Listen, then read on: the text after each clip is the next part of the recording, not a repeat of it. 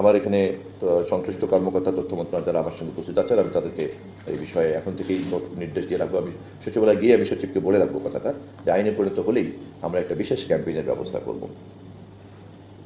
আমার মনে হয় নির্বাচনের ইশতেহারে কিন্তু এই কথাই প্রতিশ্রুতি আমাদের দল দিয়েছে। আমাদের নেতা দেশনায়ক তারেক রহমান, আপনারা খেয়াল করেছেন যে অতীতে যে কোনো নির্বাচনের প্রতিশ্রুতির সঙ্গে এবারের প্রতিশ্রুতির কিন্তু অনেক পার্থক্য আছে। আমরা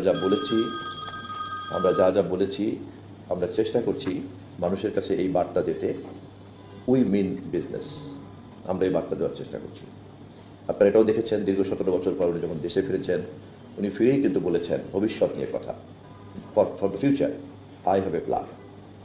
উনি কিন্তু 17 বছরে কী কী মারামারি হয়েছে, কাটাকাটি হয়েছে, ওনার কত রক্তক্ষরণ হয়েছে, ওনার কী কী ক্ষতি হয়েছে, ওনার মায়ের কী ক্ষতি হয়েছে, ভাইয়ের কী ক্ষতি হয়েছে, তারপরে জনগণকে কান্নাকাটি করার জন্য, উদ্বুদ্ধ করার জন্য কোনো নাটকীয়তার মধ্যে কিন্তু উনি যান নাই।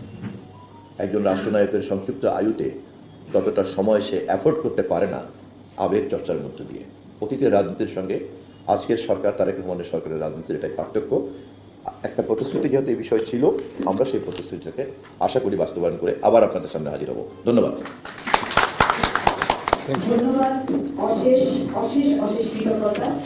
আমরা আমাদের আজকে প্রধান অতিথি বক্তব্য লিপ্ত হয়েছি।